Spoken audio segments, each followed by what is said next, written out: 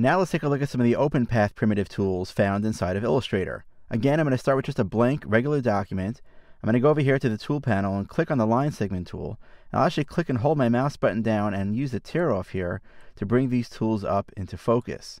Now the line tool does something very simple. It allows you to simply click and drag to draw a line. Release the mouse and you've created that line. Some of the keyboard shortcuts that we use for the closed path tools work the same here. For example, the Shift key allows me to constrain my path to be 45-degree angles. That way I know for sure I get a straight path.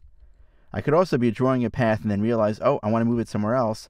Hold down the space bar, reposition that path. Again, release the space bar and then continue drawing my path there as well. So that's the line tool. I'm going to go ahead and delete that for now. Let's create an arc. An arc basically is just a section of an oval or a circle. If I click and drag, I can see that I get that area. Now, as I move this around, you'll see how the arc changes. What I can do is also use keyboard shortcuts. The F key will actually flip that particular arc to be either convex or concave. And then again, I could use the up and the down arrow keys on my keyboard to adjust the actual angle itself, or how fast that particular angle is actually turning. So now that I've done that, let me go ahead and delete that particular angle as well.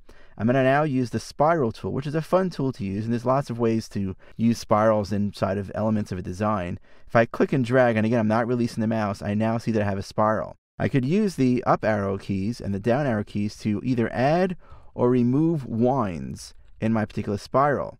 I could use the command key to adjust how tightly wound this particular spiral is.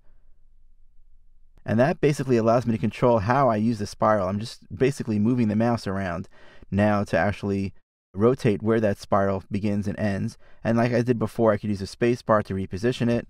And I could also use the Shift key to basically constrain where that particular spiral begins and ends. So that's how you use the spiral tool in Illustrator. Let's take a look at the other two remaining tools that are here. These are kind of special case ones. This one is called the rectangular grid tool. I use this actually quite often. If you just want to draw out a quick little grid to use, just click and drag. Again, hold the mouse button down as you're doing this. And you see now that I have a whole bunch of rows of boxes. Basically, it's one big rectangle that has a whole bunch of lines drawn both vertically and horizontally that kind of chop it up into these particular regions or these boxes to create this grid. Now, of course, again, without letting go of the mouse button, I can do what I did before. I could use the Shift key to constrain this to be a perfect square. I could use the Option key to draw it out from its center. I could use the space bar to freeze it and then kind of move it around the screen as I need to. But more importantly, specifically for the grid, I can use the up arrow keys to add more rows, and I could use the right arrow key to add more columns. And again, the left arrow key reduces the number of columns, and the down arrow key reduces the number of rows, which is great as I'm kind of working to do this. What's also pretty cool is some of the other keys that you could use on your keyboard. For example, the F key, the C key, the V key, and the X key all basically control the skew of how these particular lines are drawn. So you can get some really cool backgrounds as you work with this. I'm going to press the delete key now because we'll move on to the polar grid tool, which is also pretty cool. As you click and you drag out, you'll see that right now I'm holding on the Option key, so I'm drawing it out from the center. I have the ability to create almost kind of like a radar chart or a pie graph or something like that. In fact, as I go ahead and do this, it also looks like the grill of a barbecue for that matter. But what I can do is, again, use the keys of my keyboard here to actually use the up and down arrows to adjust the number of rings that appear in this particular grid. I could use the right and left arrows to adjust the number of dividers. Maybe I don't want any of them at all. Maybe I do want a few of them, so on and so forth. I can go ahead and do that very easily. Again, reposition this as I want to. Spacebar lets me move it somewhere else. I also can use, again, the keys of the V keys and the F keys to go ahead and adjust the skew of these particular objects. And, of course, the C and the X keys to adjust the skew for that as well.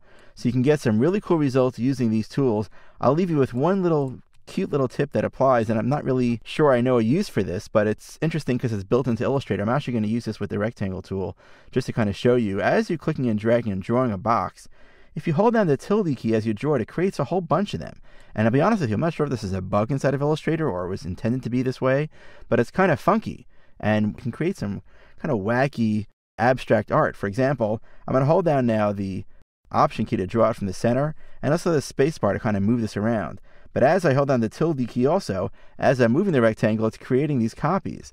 So that's kind of pretty cool. It's creating all these multiple copies as I'm drawing it. And again, I'm using the tilde keyboard shortcut to make that happen, and that works with all the drawing tools that we've covered both in this particular movie and also the previous one where we spoke about the closed drawing tools inside of Illustrator.